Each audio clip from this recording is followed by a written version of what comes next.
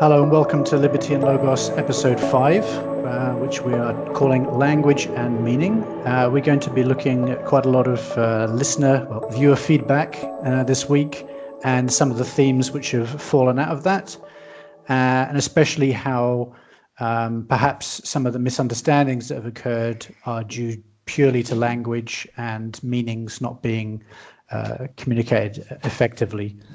In terms of the feedback, we would like to operate on the semi-humorous theme of the good, the bad, and the ugly. Yeah. And we're actually going to be slightly altering the order of those, in that we're going to do the good, then the ugly, and take the bad last. And I guess that means that I get to be Lee Van Cleef. Sure. Yeah. And it is funny to be recording because it is actually Super Tuesday right now. We were just talking beforehand about that and whether to comment or not. And we're thinking we're likely going to leave it for now, but should be an interesting day. And I'm also noticing that compared to a previous episode, we've reversed the light and dark themes, and now I am in the shadows because I've been outed as a fascist entryist, so we just thought that the staging was really crucial for that. So yeah, listener feedback. I think we will start with someone going by the name of Sam Breitbert. And Sam is asking about this idea of small communities. And in previous episodes, in at least one episode, we did talk about the concept of Dunbar's number, which is a concept arrived at by the anthropologist Robin Dunbar, who was making comparisons between the size of a primate species neocortex and the size of its social group. He then inferred from that given the relative size of the average human neocortex, that the sort of natural size social group for humans would be 150. And at that level, you would have a high level of intimacy. You would be able to psychologically track that many people in a detailed way. And then he went on, he and his fellows went on to amass a sizable body of empirical evidence suggesting that humans do often group themselves in groups about this large, whether it's a network of people that you keep in touch with at least somewhat socially, or the organization of sort of sizes of working groups, sizes of military groups, that kind of thing. And this is across time and space. So to me, it's a significant concept. It's not some sort of ironclad rational recipe for how no, but the basic idea in there is that we can only really understand the existence of a certain number of other souls in order to be able to build relationships with them. And above that number, regardless of what it is, there will necessarily be some kind of mediating institution or device, which is where the whole, in my view, the whole fabric of community breaks down, because you have these things that become necessary, which kind of undo it.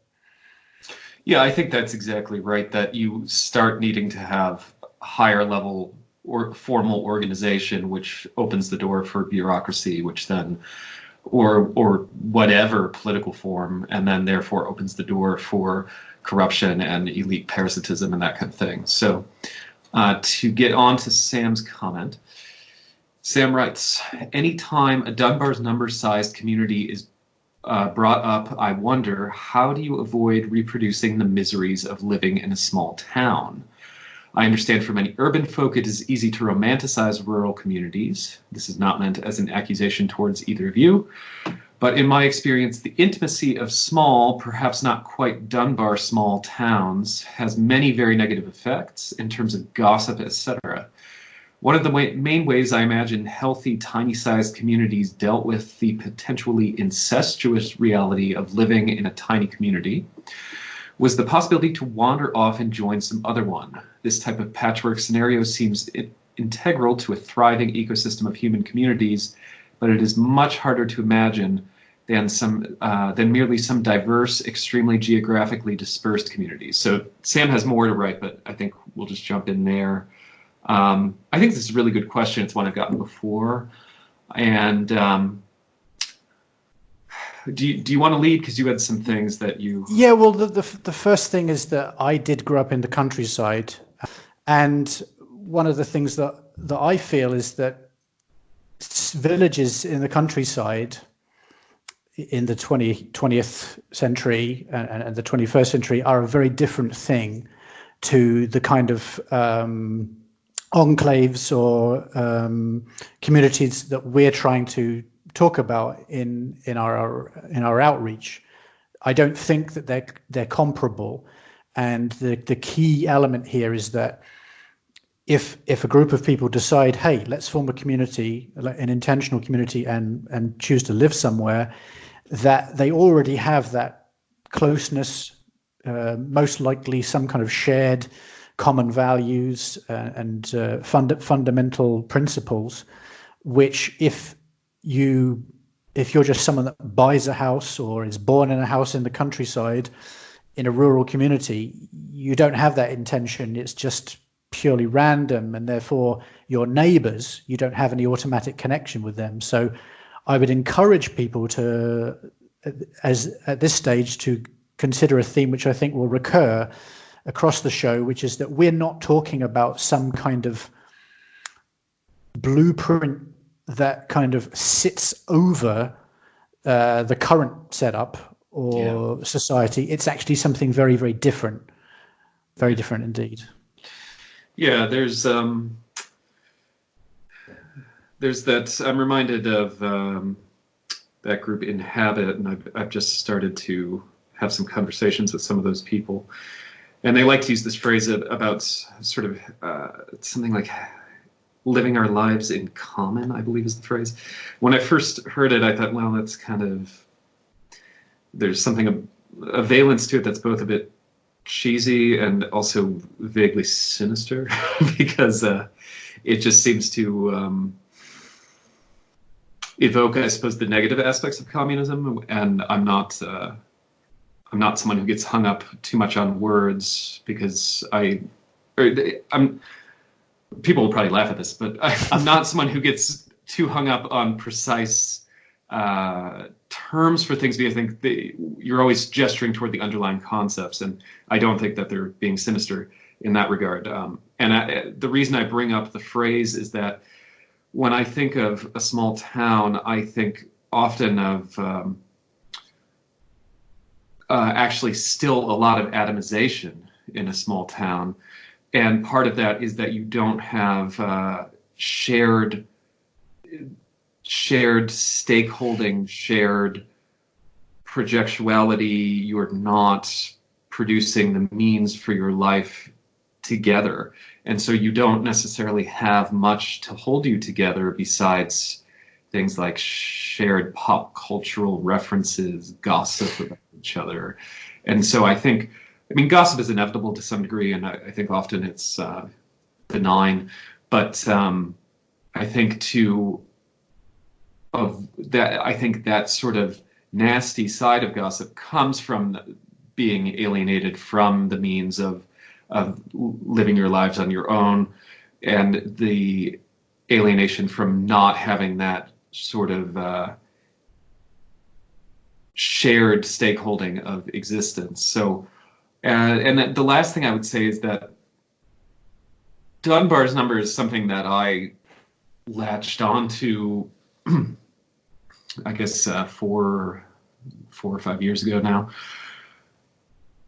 I think it's a highly relevant concept in terms of understanding human social behavior and some of the problems of mass society, but in reality, in the sort of secessionist scenario I've been starting to sketch, there's not going to be some sort of one-size-fits-all blueprint. And it is, if you are genuinely for free association, as I am, then people will be free to assemble the groups as they wish. I'm just saying, I think in practice that this concept is going to matter. So then Sam goes on to say, the main question I have for you so far is what you are meaning when you say liberty. I see in the glossary on your website that you've provided a definition, but given that the word is half of the title of your show, I think you should spend some more time exposing the concept and expounding the differences and similarity that Amory and Bellamy have of it. I will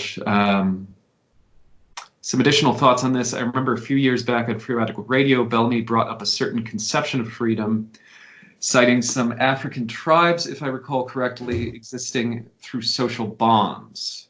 This reminds me of Byung-Chul Han, I think I'm pronouncing that correctly, it's a Korean name, who in my humble opinion you should familiarize yourselves with if you are not already. Psychopolitics is a good place to start. When he says real freedom is socially anchored, he contrasts this to the West's, quote, failed experiment freedom, end quote, which he says has given way to the freedom for everyone to exploit themselves to the point of depressive exhaustion. I am also reminded of Ramon Elani's work and how he, to paraphrase and perhaps reinterpret, decenters the question of human liberty by emphasizing how a connected, meaningful life is achieved by serving the gods. I suppose there's no specific question here, just hopefully something that will prod a discussion on the topic of liberty and freedom.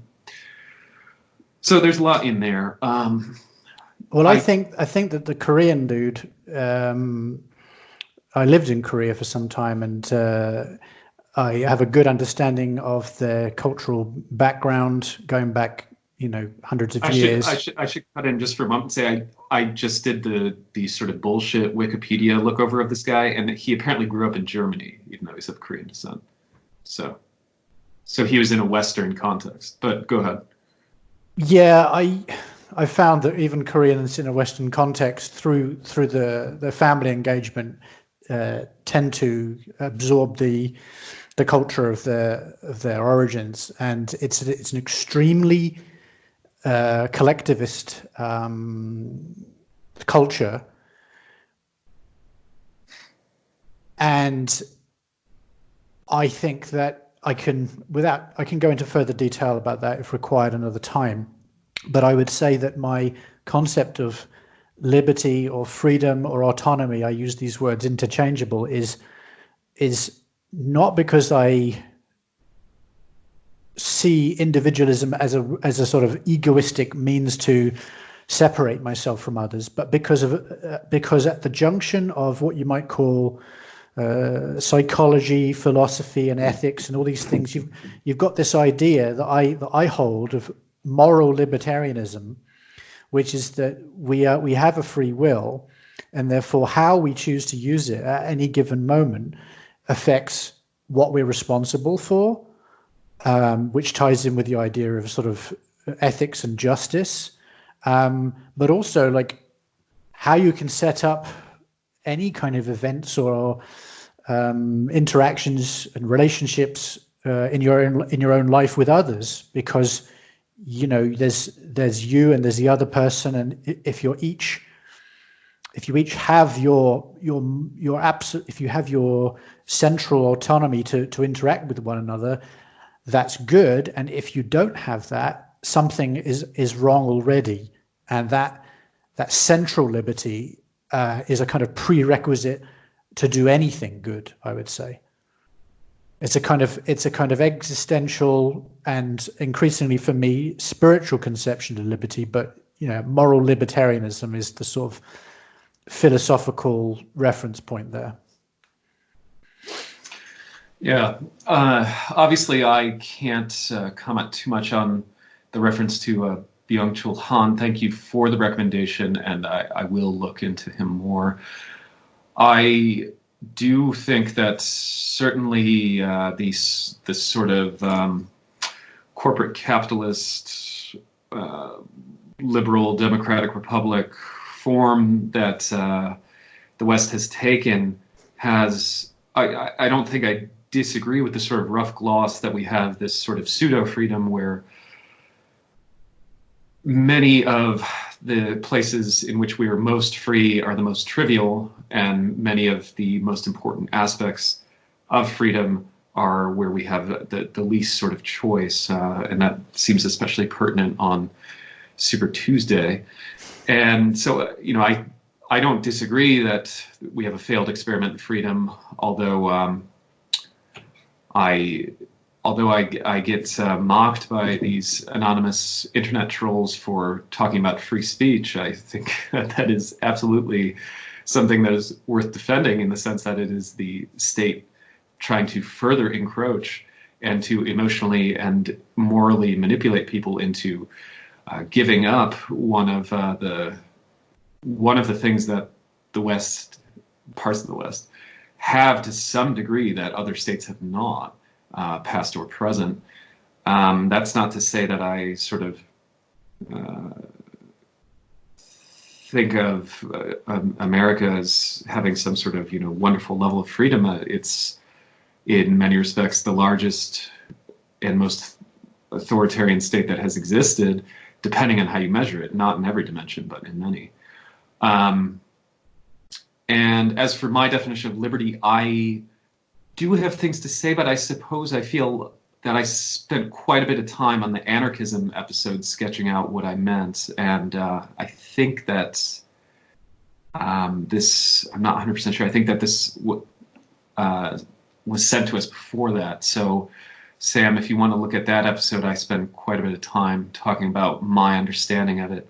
One of the funny things for me was that a few people really latched on to the title of our show as if calling it liberty was in some way sinister, as if it maybe promoted this sort of fuck yeah America subtext to it, in spite of the fact that only one of the hosts is American.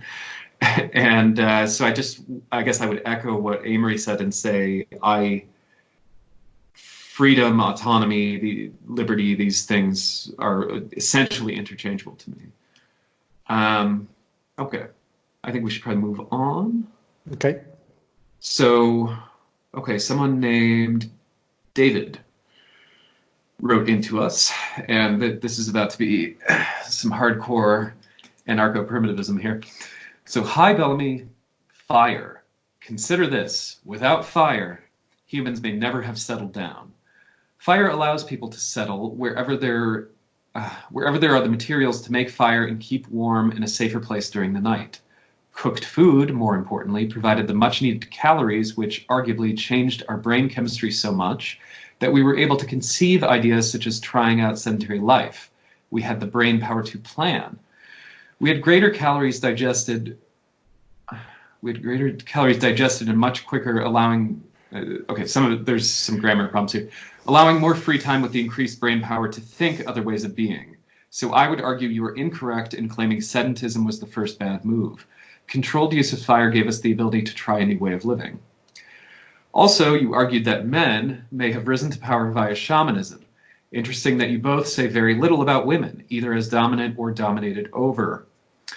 Anyway, I would argue that the individuals have grasped how to make flame, and to control fire would be the first to rise to power. The spiritual thoughts / ideas would surely come after the brain had been fed the energy, that is cooked food, to produce such concepts. Maybe you've read Wrangham and James C. Scott, or maybe you haven't. I confess I haven't heard all your episodes yet, blah, blah. I always get the feeling when thinkers such as yourselves don't mention the significance of fire that you just assume fire like it was a part of us, say like a leg or an arm. Humans, Homo sapiens, arguably, without fire simply wouldn't exist. Your thoughts? Your thoughts? My thoughts? Well, I think that we were quite clear in episode 1 that we were not sure about the origins of the transformation which we were described, and we agreed, I think, with each other and Klaus Schmidt that we see a certain pattern emerging, but I don't think either of us are claiming definitively this is what happened. And my relationship with the sort of the quest for truth in anthropology and ancient archaeology and so forth has changed quite a lot over the last few years, in that I don't think that the minute details matter so much anymore, because I think that the big themes are so stark that we have enough to work with there. And I also, and obviously, this I say this at risk of, having further accusations thrown at me. I have become very interested in the work of Graham Hancock, whose trilogy, Fingerprints of the Gods, Magicians of the Gods, and America Before, especially the last part of that trilogy, I think is a very good compilation of disparate pieces of evidence which really give us pause for thought in accepting any of the sort of academic findings of anthropologists, including the ones that this David commenter and other anarcho-primitivists and myself a few years ago would likely have pointed at and saying this is probably what happened. So I think clearly fire is important, and yes, it makes it undoubtedly led to huge changes when it was discovered and so forth. But I feel like at this stage, we just can't know with much degree of certainty precisely what happened. And this quest of piecing together the story is something that's got to be an ongoing process for that reason. Mm-hmm. Yeah. There's a lot in there. I always think there's something philosophically problematic to me about a position, and I'm not prescribing this to David, the person who wrote in, because we're just getting a little snapshot of something that he thinks, but it's philosophically problematic when one's overall ethical political position stands or falls on a certain current understanding of the facts, because we know from the nature of scientific investigation that paradigms shift, that understandings that are taken for granted sometimes for centuries end up being completely overturned. And you have a lot of political positions now that rest on these really dubious ideas about human nature, whether it's right now this sort of very race-obsessed aspects of the alt-right that want to make all of these huge inferences from certain contentions about human nature and human differences. That's, I think we're probably on the verge of having a paradigm overturn in terms of current understandings of evolution. So I think a lot of people are going to have egg on their face with that kind of stuff. The same goes for certain conceptions of feminism that absolutely 100% insist that all of the average psychological differences between males and females must be purely culturally socialized. And I never understood why feminism would rise or fall on that. And that's as someone who considers himself a certain type of feminist. And the same goes with some of these primitivist conceptions that are very, very concerned with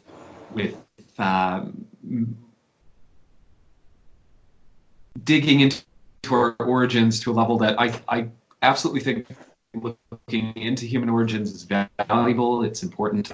The anarcho-primitivists have given us a lot to think about with their arguments, even in places where I disagree. And I guess I would say to David that I think fire did absolutely change us a lot. I think that I guess the bringing up the brain development issue is interesting to me, because there is this kind of tendency within primitivism that almost sees higher levels of consciousness as itself a sort of tragedy, whether it's John Zerzan talking about symbolic thought, which, I mean, he's always maintained, well, I'm just speculating, and I think that's perfectly fine.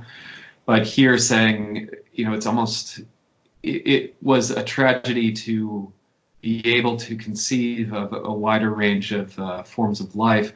I guess I have a lot of trouble with that. I'm reminded of someone who wrote me a while back about transhumanism and talked about this novel where in a transhumanist future there were actually a group of people who willingly removed their concept for abstract thinking because they believed that was a mistake, and they went back to a sort of more primeval primate life. And I think there is like this tendency within certain forms of primitivism to see that as the ideal, and I have trouble with that because I guess in part from a spiritual point of view, I think part of the reason that we're here is to comprehend reality, to sort of unify the knower and the known.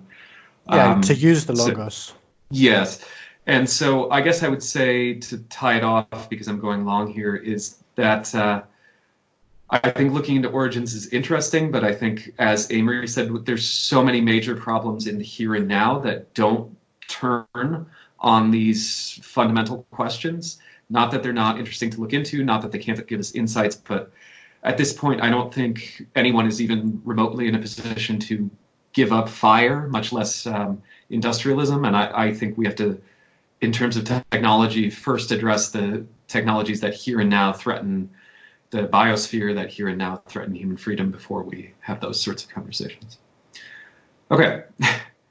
Do you want to read this one from a concerned green egoist anarchist, or should I? Yeah, sure, I can do that. Right, here we go. So it's primarily, it's said that it's primarily, it's titled Lexical Laments, and it says that it's primarily directed at Bellamy, but the writer is curious to hear both our perspectives. Quote, I've been following your work since the days of Free Radical Radio, and I've enjoyed, or at worst didn't mind, your idiosyncratic mode of expression. Meticulously theorized, obsessed with finding exactly the term to describe something. I run with anarcho-nerds, and I appreciate that perpetual skepticism can express itself through endless semantic refinement. And I found it helpful. I even found myself defending your thinly qualified use of slavery through our invitation to desertion. And this to non-left egoist anarchists, not the spooky wokesters that seem to haunt you these days. I mean, if the shoe fits, right? Since then, though, dun dun dun, your lexicon has swerved. Since you logged back on, it seems like you've adopted wholesale the vocabulary of a narrow clique of the online right. Terms that, from what I understand, pretty much exist only for propaganda, with little to no theoretical backing, and no purpose other than to dog whistle some inane narrative. Globalist, cultural Marxist, or the cartoonish assertion that anarchists insist biological sex doesn't exist. I guess, this is the key, I guess you're crafting this language to target a certain audience, but I'm confused about why you would court right libertarians at the real risk of losing any affinity with the anarchists who already agree with you, especially since it means you lost semantic precision for the sake of reaching some new audience. Are you leaving all the left adjacent but non-left milieu behind? Do you know you're doing this? So those are the two questions that are put to you by a concerned green egoist anarchist. Yeah. So I really appreciated this email, and I actually had some back and forth with this person where I don't think I'm misrepresenting things to say we got to a better place. But I think it is good because it brings up some key questions about not only language and precision, which is the topic of the show essentially, but also my views overall, your views overall, your Amory views. So I wrote this is related to a blog post, and the person writing this, when we had more back and forth, said that actually their comments had more to do with my Twitter and blog presence than the contents of the show, and that when they watched more of the show, they felt differently. And part of this is a blog post I did called What Do Left and Right Really Mean?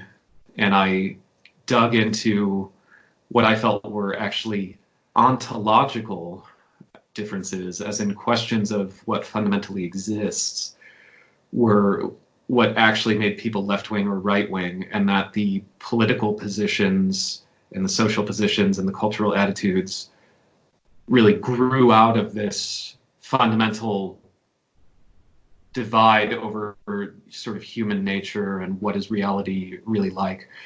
And I used that blog post to say that it's interesting to me to have come upon this realization because I came through the political left and then essentially arrived at a sort of post-left position. But when I look at these ontological questions, I actually agree with the right wing, and that schizoid aspect of me is maybe why I've had so many disagreements with people in left milieu over the years. I think any concern that I'm, somehow becoming right-wing in the sense that people usually mean the term, which is in terms of these sort of cultural signifiers and social positions, I think is unwarranted. I mean, I agree with the sort of mainstay far left economic ideas, not in some sort of state communist or sort of orthodox Marxist sense, but the idea that making income through rent and profit and interest and these sort of forms where you're not clearly offering a good or service, but sort of just leveraging social status. I view that as a kind of parasitism. I think Benjamin Tucker called it the trinity of usury. All my status quo positions are basically left-wing as far as legalizing drugs, legalized prostitution, end the war on drugs, amnesty for many prisoners who have committed victimless, harmless crimes. I am for legalization of abortion. In my own life, I've not been how do I put this? I've not been a stranger to association with the sort of vice industries, I guess you could say. Many of my friends and lovers have been sort of non-heterosexuals people, sex worker people. And so the idea that criticizing wokeness means that I don't have what I guess could be in the broad family of left-wing positions in terms of feminism or race, I think is poorly taken. I'm very critical of many aspects of the left, but I think I criticize the left because I came through the left, and I'm still in a milieu that, in terms of North American anarchism, is largely informed by left thinking, including the many problematic aspects of it. So when I criticize wokeness, I want to say, I use the term cultural Marxism as it just sort of came out of my mouth, I think, because I was talking to Amory. And that's a signifier that he sort of understands what I mean by that. But it was careless and ill-conceived for me to use that on a show because it's associated with an anti-Semitic conspiracy theory that I don't subscribe to. And it is also a kind of, it's one of these sort of mental stop sign words where people just throw it out to many people on the right throw it out to mean anything that they don't like in terms of cultural positions. And there, in that way, it's a very imprecise term. The reason I was using it was I was thinking about a way of thinking that was informed through first like sort of second wave or post-Marxist people like Marcuse and the Frankfurt School, and then that got filtered into the more postmodern identity scholars like Crenshaw and McIntosh and D'Angelo, and these people who have given rise to wokeness in the sort of watered down way. So I don't mean to say that this is some sort of Marxist effort to have a social revolution in society by pitting identity groups against each other, because I think it's been totally absorbed at this point. It's now the official political ideology of big tech, of capitalism, of Hollywood. And as with every power elite, the power elite of today need a mask of legitimacy that allows them to seem virtuous and for the current order to seem natural and good. And so one section of the elite can signal that they're virtuous and progressive, and another section of the elite can sort of react against it. And that filters all the way down, such that so much political airspace and thought space is taken over these identitarian cultural issues, where you have one part of the population who are woke and think that all the problems have to do with, I mean, I'm caricaturing the position somewhat, but that the enemy is the heterosexual white male.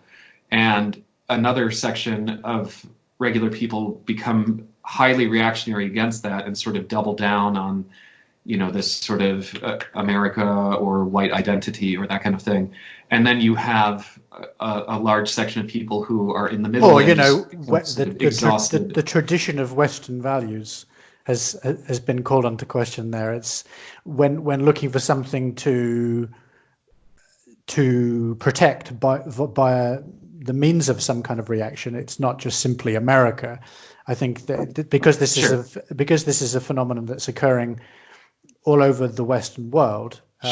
It's a sign that many people consider Western values to be being eroded. There's a couple of things I wanted to say to you before we move on, which I think we should do. I want to say one more thing, but okay, yeah, go ahead. Go ahead. I don't think it should be seen as I agree that I used verbiage that I shouldn't have used and that I shouldn't be using because it's imprecise and it sends it's too culturally charged. But the idea of criticizing wokeness as itself somehow being untoward, which I've encountered a few times now, I think is completely out of step with some of what I consider to be the most important anarchist thinking, which is the post-left anarchist thinking that came out of the 80s and 90s and goes into today. It was talked about by Ted Kaczynski. This was talked about in the past in its own ways by people like Friedrich Nietzsche and Max Stirner. And so, I mean, there is a long idea of criticizing this sort of ressentiment-based lower tiers of left-wing thinking. And so the idea that somehow that criticizing that in itself is suspicious, I think, is ill-conceived. Well,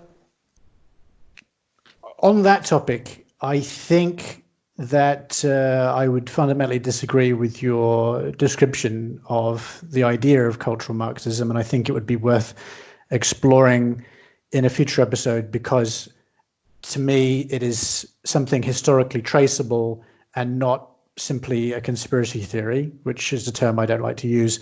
And I certainly don't think that it makes one an anti-Semite merely to point out this history simply because some of the people or most of the people that were initiating the ideology happened to be of Jewish descent. Even though they were mostly atheist Jews.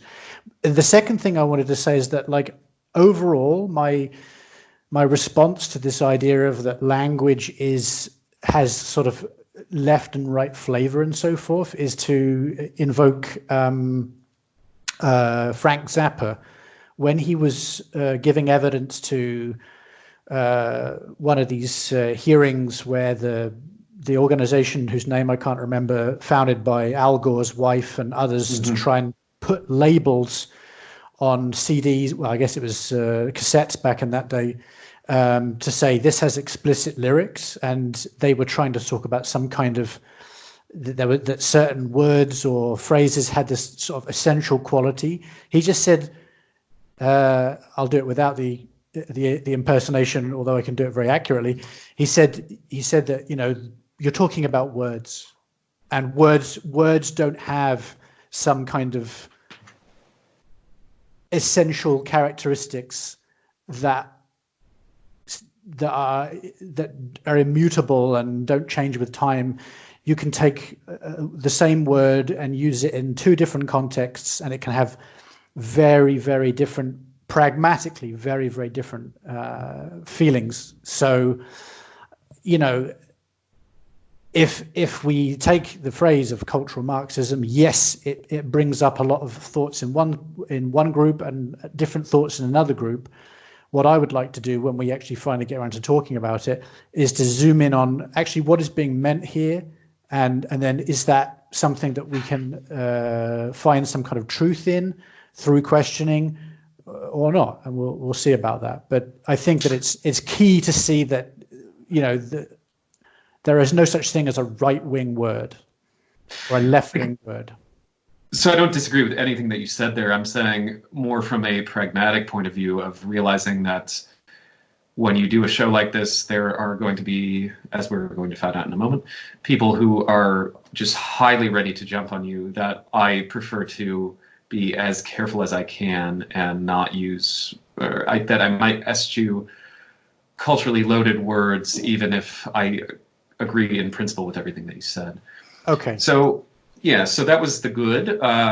The ugly, I think, is readily observable to anyone who wants to go on the website anarchistnews.org, where I did not actually post anything from our show, but one or two different articles on Anarchist News became absolutely flooded with comments by people who, I guess,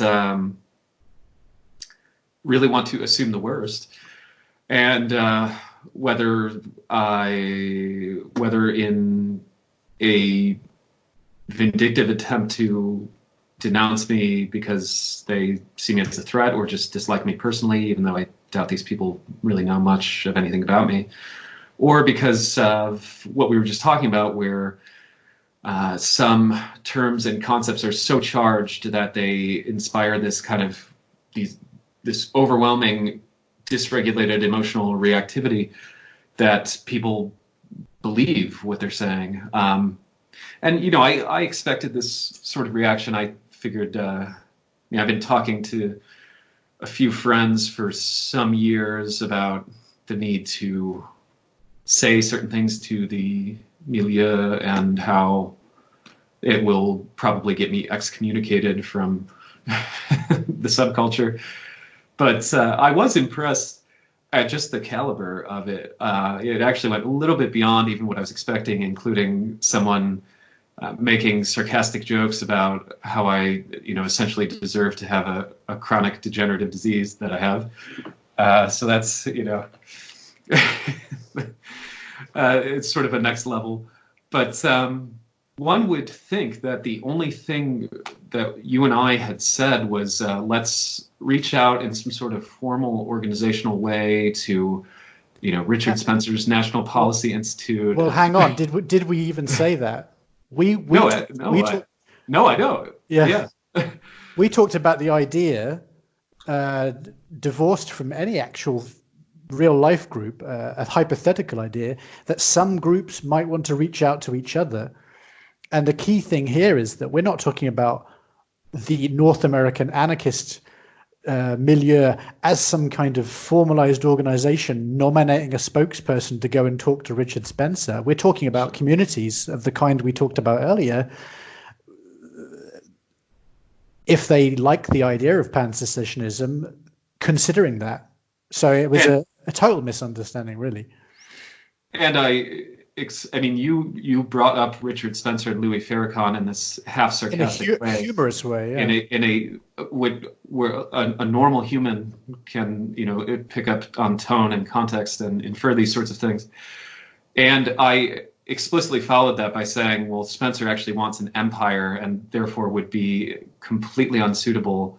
And he basically will admit that he wants some sort of, he won't use these terms, but he'll basically admit that he wants some sort of state-driven ethnic cleansing. So the idea that somehow this guy would want to secede down to some sort of Dunbar's number society, it was obvious that this is not someone that would be even possible to work with, and just everything about him, he just seems like a lying politician. So there were some things that were said that were just complete explicit lies by these people, such as someone claimed that I've never discussed race or racism on any of my shows, which is a complete lie. I talk about identity. I mean, on Free Erotic Radio, we talked a lot about sort of cultural, social identity issues. And after a while, I stopped talking so much about identity because it was so talked about. And I felt I'd said essentially everything that I had to say about it, which I even said earlier in this show. And someone claimed that I used my Twitter account to like and positively comment on white nationalists. It's just an explicit, demonstrable lie. And the dumbest part of it all was that it was all motivated by something that happened on our joint Twitter account of 7 followers, where we hatched our high-level entryist conspiracy by, my spending several years putting out media and ingratiating myself with publishing groups and well-known anarchists, and I blew all of my social capital by calling down the state with a Twitter account of 7 followers and my political connections to the White House and Stephen Miller and everything. And I don't know how to present this idea in good faith, which is why I'm presenting it sarcastically. But the idea that this is something that even needs to be discussed, as it was in a ostensibly serious anarchist discussion, I just find it offensive and ridiculous and despair-inducing on every level. And I invited these aggressive commenters to, if you want to email me, I'll read your best take on why what I'm doing is fucked up. Of course, no one responded. And I don't know what else to say about the ugly. Well, let's the good, the bad, and the ugly. Yeah, let's move on to the bad then, because sure. My antidote to your despair is to say, look, okay, let's give a few people the just benefit. Sort of like despair about, I guess, human nature or something. Yeah, let's give some people the benefit of the doubt and say that they were genuinely confused by the retweets that I did on this account. And at this point, you had no knowledge that I'd even gone as far as to set up the account, let alone that I had retweeted these things. Yes. And as soon as it was brought to my attention that you were, not happy with what I'd done, it was amended. Now, which just proved that it was a conspiracy. Of course, but in terms of like the bad, let me explain. Just to take just one. To be clear, you mean the example. Bad as in the less bad, the sort of mid. Less bad. Yeah. Yeah, because I don't know. It depends on what your feeling is towards the different characters in that movie, but in some ways, Tuco the Ugly is kind of sometimes in some ways a more. Anyway, that's a distraction. To explain using one of them as an example, why it is bad faith to see a retweet and make the judgment that I was, putting across a certain viewpoint. I'll quote one of the comments from A News. There was no information in the Dinesh D'Souza tweet saying that supporting Bernie because he's a socialist is comparable to supporting Hitler. Okay. First of all, that's not what Dinesh D'Souza is saying, and let me explain what he actually is doing.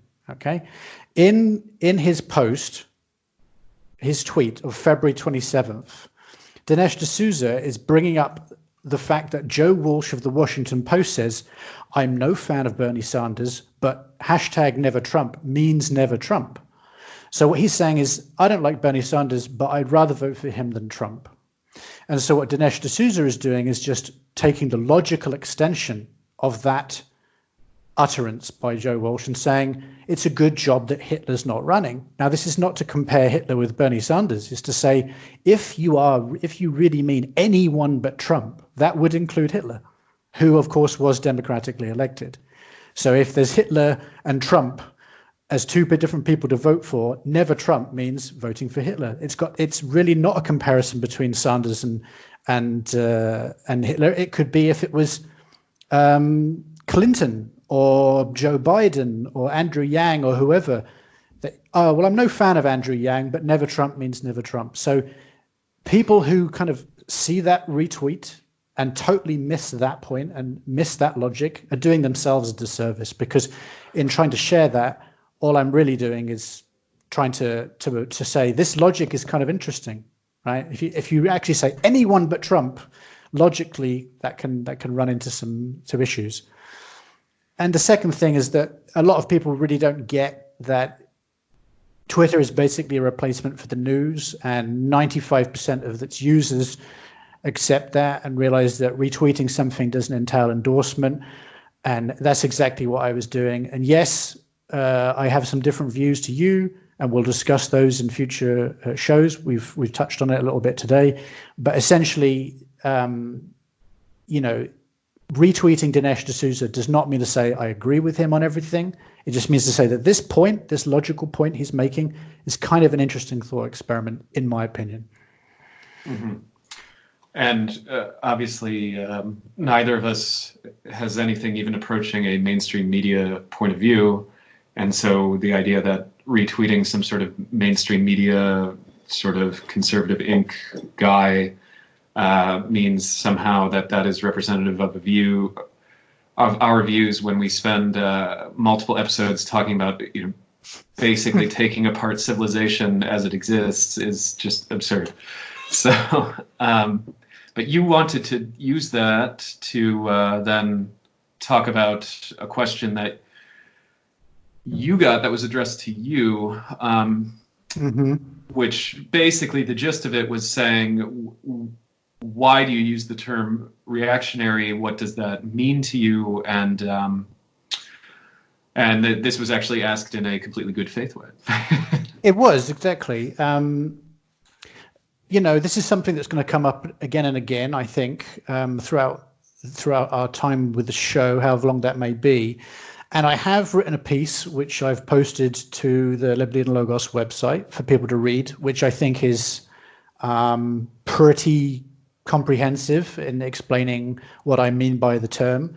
And I thought that in partnership with that, I would offer people another short text, which I wrote quite a few years ago, which was when the seeds of these ideas began to take root in my mind. But I think it explains very well, especially to anarchists for whom this text I'm about to read is a challenge to, the central philosophical point that I'm making when I describe myself as a reactionary. Okay, so I'm going to go ahead and read this text now. And this is my opinion, and you can respond to it in any way you wish. The concept itself, anarchism, has become obsolete mainly because of a sea change in human behavior that anarchists are seemingly among the least aware of. The emergence of a multitude of reactions against modernity that have been breaking out all over the world. This phenomenon, which apparently only staunch modernists can't see, has taken on numerous different forms, ranging from millenarianism and medievalism in the Islamic world, through Orthodox Christian and Aryan nationalism in Russia and the Balkans, to multi-ethnic eco-socialism, principally in Latin America. One could even argue that certain strands of populist nationalism overlap with this reactionary tendency. This reaction is comprised of people the world over who are seemingly realizing, albeit slowly and in a minimalistic way, that it is the lies of modernity and progress, not just the ruthless globalist financial capitalism and political consolidation that has been driving them, that are not working. These people are therefore consciously or subconsciously looking for alternatives, all of which are at least partly informed by a glimpse into the past at pre-modern ways of life. But anarchists are taking what is arguably an even more minimalistic approach by questioning only dependent features like statism and globalization, not the overarching principles of modernity. In assuming the continuation of the Enlightenment project to the degree that they want to rope everyone in society into their utopian project, they show that their main antagonism is with anyone that wants to really challenge the underlying assumptions of civilization. Since the people trying to get at the substrate of civilized thinking are by definition the greater radicals, this shows anarchists to be among the staunchest modern conservatives. How would an individual anarchist feel if confronted with the idea that they are more conservative than Sergei Lavrov or Khalid Mashal, for example? So any meaning that the term anarchist may have had for 19th century opponents of capitalist industrial production, almost all of whom were still in favor of industrial production per se, merely with different people at the helm, has been lost amongst a sea of arguments about the nature of the present and the future. No longer does anarchism represent a significant departure from the status quo. In fact, it never did. It's just that the classical anarchists did not have the benefit of observing the peaking and decay of modernity, the liberal horror show of the 20th century, or the emergence of anti-modern tendencies that sprung from them in order to flesh out their theories and positions. One wonders whether if Bakunin or Godwin had been alive now, they would have the sense to see Leviathan for what it is, or whether anarchism might in some ways represent a kind of ideological finger trap in any time period. But by now, almost everywhere one cares to look, the devastating consequences of modernity and civilization can be readily seen. Anarchists want to blame all of this on capitalists and statesmen, and only in one narrow sense are they correct. Without the prerequisite concepts of property, money, representation in civil society, the current system could not have come about.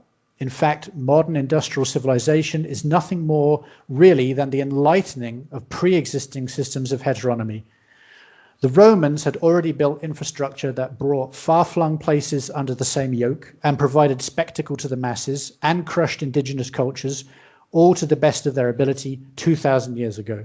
The Persians had set up imperial satrapies 500 years before that, and the Sumerians had inculcated symbolic culture, debt, and money even 2,000 to 5,000 years before that.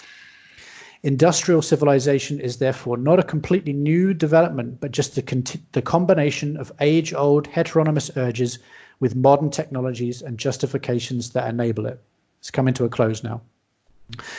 But where the anarchists err is to suppose that there is any significantly radical liberation in merely turfing the satraps out onto the street and occupying their courts, but leaving the surrounding environment otherwise intact. Or in other words, deposing the factory owners and taking back, although they were never theirs to begin with, the factories. What is liberating about operating a factory anyway? Most anarchists then cannot see any need to react to modernity in a maximalist way, and in that sense, I believe they are ignorant and have not thought their prescriptions through. They think that telecommunications can continue without governments and property rights, but have been unable to provide an answer to the question of who is going to get down in the mines and dig out the rare earth metals without making a slave of that unfortunate soul. Okay, so I think that was a very good exposition of your position, and it sort of reads alongside and through the one that you posted onto the website, right? Mm-hmm. Yeah. So I think again, the whole theme of this show is language and representation and that sort of thing, and I guess I do agree with you that anarchism is to this day very caught up in the Enlightenment mindset that it came out of. I guess my one rejoinder that comes to mind first is that arguably, in spite of your talking about being a reactionary and not identifying with anarchism and in fact thinking that the word is a problem, I do think your sense of individualism, which you brought up earlier in talking about moral libertarianism, operating from the assumption that we have free will, operating from the idea that we talked about in past episodes that these groups would come together voluntarily from shared values, and you'd be able to sort of secede all the way down to the level of the individual. That is arguably a very post-Enlightenment conception of the individual. and of what it means to form social groups, that you would do so voluntarily. You would sort of, you would not be sort of organically, historically embedded in a sort of pre-existing social group, right? I guess so. I can definitely see the contradiction, and I think that it's something we can explore in detail another time. I think my immediate thought is that I feel like it's the necessary transition, just for anyone that wants to make this kind of, anyone that feels this kind of reaction and, you know, pines for this older way of being. It's that I use my individual critical faculties in the present in order to try to move towards a connection with some group of people where I have the sense of belonging, after which, yes, the individual conception of self becomes radically different. And I think that that's something that ties back to the commenter who asked about how are we going to make sure that these communities function. And I think that we've kind of gone full circle in that regard. And you have to consider the relationship between your sense of self and how it extends into the group. So it's definitely something we'll come back to, I think, time and time again. Well, we've definitely given people a lot to think about there. Yeah, I think we should. As well as you know, addressed a lot of the feedback we've had. Thank you, everyone who sent feedback. And if you've been on the fence about sending any, we hope that this particular episode would encourage you to go ahead and send it in. Great. Thank you. Cool.